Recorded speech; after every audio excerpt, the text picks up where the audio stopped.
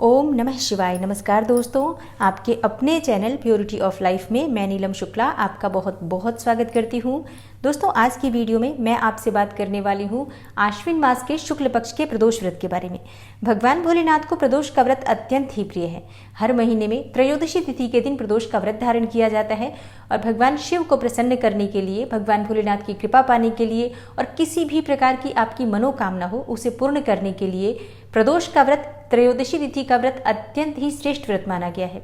शास्त्रों के अनुसार अगर आप प्रदोष का व्रत धारण करते हैं तो सभी प्रकार के दोषों का शमन हो जाता है। जन्म कुंडली में किसी भी प्रकार के ग्रह दोष हो, उन सभी प्रकार के अशुभ ग्रहों के प्रभाव से आपको मुक्ति मिल जाती है और जन्म कुंडली का शुभ फल आपको प्राप्त होता है। कोई भी आपकी मनोकामना हो, जैसे कि अगर आपकी विवाह की मनोकामना है, मनचाहा जीवन साथी चाहते हैं, अपार धन संपदा की कामना है या फिर संतान प्राप्ति में बाधाएं आ रही हैं, शीघ्र संतान प्राप्ति की कामना है, तो ऐसे में आपको प्रदोष का व्रत अवश्य ही धारण करना चाहिए। और पूरे विधि विधान से, सच्चे मन से, श्रद्धा भाव से अगर आप त्रयोदशी तिथि की संध्या काल में, प्रदोष काल में भगवान शिव और शक्ति की आराधना करते हैं तो विश्वास रखिए आपकी मनोकामना चाहे कोई भी हो, भगवान शिव और शक्ति की कृपा से वो पूर्ण अवश्य होती है। और जो भक्त किसी भी कारणवश प्रदोष का व्रत नहीं कर पाते हैं, उन्हें भी आज के दिन भगवान शिव और माता पार्वती की पूजा करने से सभी प्रकार की कामनाएं भी पूर्ण होती हैं और भगवान भोलेनाथ और माता पार्वती की कृपा से उनके जीवन की भी समस्त बाधाएं दूर होती है। तो आप व्रत करते हैं, बहुत अच्छी बात है। नहीं कर पाते हैं, कोई बात नहीं। शाम के समय प्रदोष काल में भगवान शिव और माता पार्वती की पूजा जरूर कीजिए। संभव हो तो मंदिर चले जाइए, नहीं तो अपने घर में भी कर सकते हैं। तो आज की वीडियो में मैं आपसे बात करने वाली हूँ कि आश्विन मास की शुक्ल पक्ष की त्रयोदशी तिथि कब है, तिथि कब प्रारंभ होगी, कब समाप्त होगी, व्रत हमें कब धारण करना है और प्रदोष के व्रत में प्रदोष काल की पूजा का विशेष महत्व होता है। तो प्रदोष काल की पूजा का शुभ मुहूर्त क्या है, आज हमें किस प्रकार से भगवान शिव और माता पार्वती की पूजा करनी चाहिए, कौन से विशेष उपाय करने चाहिए, कौन सी विशेष वस्तुएं अर्पित करनी चाहिए, और अगर आप व्रत धारण करते हैं प्रदोष का तो प्रदोष व्रत के नियम क्या होते हैं, पूजा विधि क्या होती है, व्रत में क्या खाना चाहिए, क्या नहीं खाना चाहिए और व्रत कब खोलना चाहिए, ये संपूर्ण जानकारी आपको आज की वीडियो में मैं शेयर करने वाली हूँ।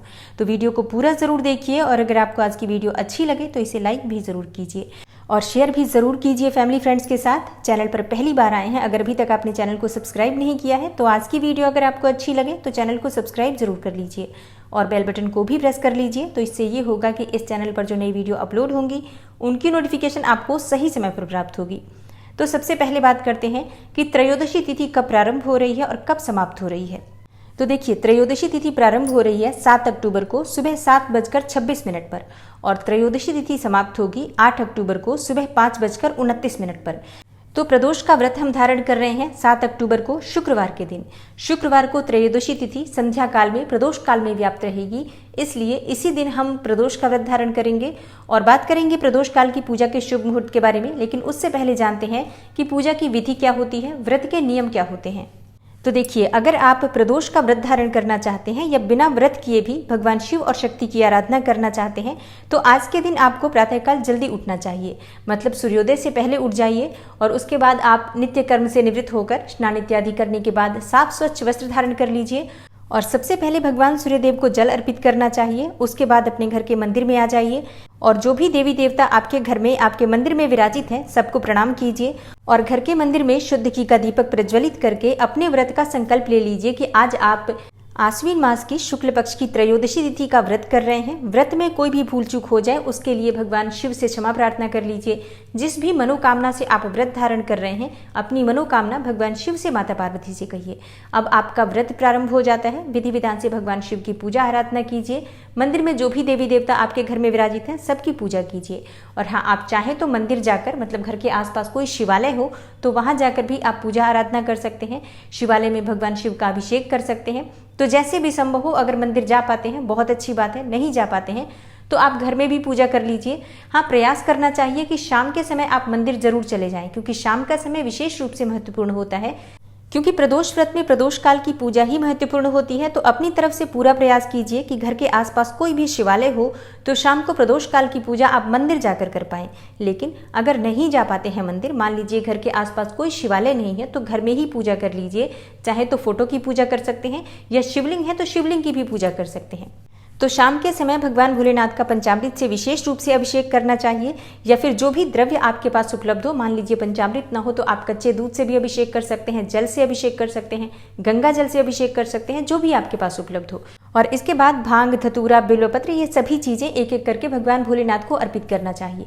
देखिए, इस बार जो प्रदोष का व्रत है शुक्रवार के दिन है, बहुत महत्वपूर्ण होता है शुक्रवार का प्रदोष।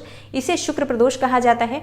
और शुक्र प्रदोष का व्रत धारण करने से घर में सुख समृद्धि आती है, संपन्नता आती है, सौभाग्य में वृद्धि होती है, संतान प्राप्ति की कामना पूर्ण होती है, अपार धन संपदा की प्राप्ति होती है। मन चाहे जीवन साथी की अगर आपको कामना है, या फिर विवाह में बहुत अधिक विलंब हो रहा है, तो आज के दिन भगवान भोलेनाथ की पूजा जरूर करनी चाहिए। व्रत नहीं करते हैं तब भी पूजा जरूर कीजिए।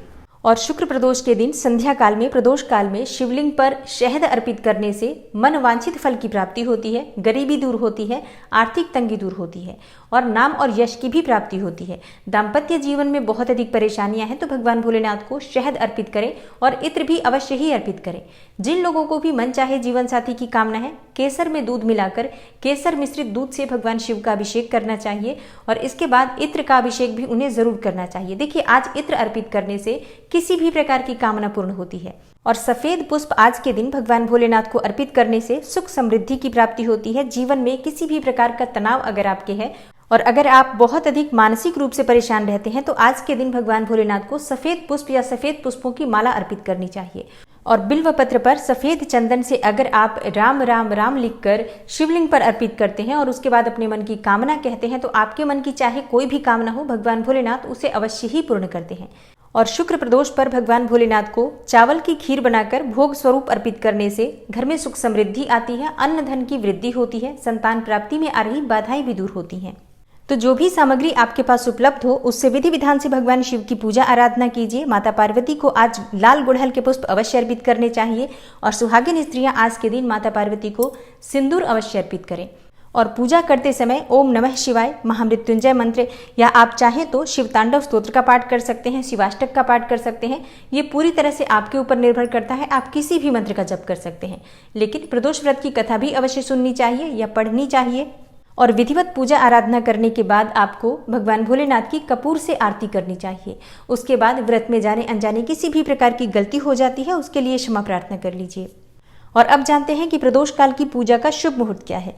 देखिए, 7 अक्टूबर को हम प्रदोष का व्रत धारण कर रहे हैं, और पूजा का शुभ मुहूर्त होगा शाम को 6 बजे से रात्रि 8:30 तक। तो इसी शुभ मुहूर्त में आपको अपनी पूजा प्रारंभ कर देनी चाहिए। बाकी पूजा आप कितनी भी देर तक कर सकते हैं, कोई समस्या नहीं है। शुभ मुहूर्त सिर्फ इसलिए बताया जाता है कि इस समय में आप अपनी पूजा प्रारंभ कर दें। और प्रदोष का व्रत कब खोलना चाहिए, ऐसा बहुत से भक्तों का प्रश्न आता है। तो देखिए, शास्त्रों के अनुसार इस व्रत का पारण अगले दिन करना चाहिए, लेकिन बहुत से भक्त अपने अनुसार भी नियम तय करते हैं, जैसे कि शाम के समय पूजा करने के बाद, प्रदोष काल की पूजा करने के बाद वो अन्न खाकर अपना व्रत खोल लेते हैं। और कई भक्त अगले दिन सुबह स्नान इत्यादि करते हैं, फिर भगवान शिव की पूजा आराधना करते हैं, उसके बाद शुद्ध सात्विक भोजन बनाकर वो भोजन ग्रहण करते हैं, अपने व्रत का पारण करते हैं। तो जिस भी प्रकार से आपने इस व्रत को शुरू किया है, उसी प्रकार से आप आगे भी इस व्रत के नियम का पालन करते हैं।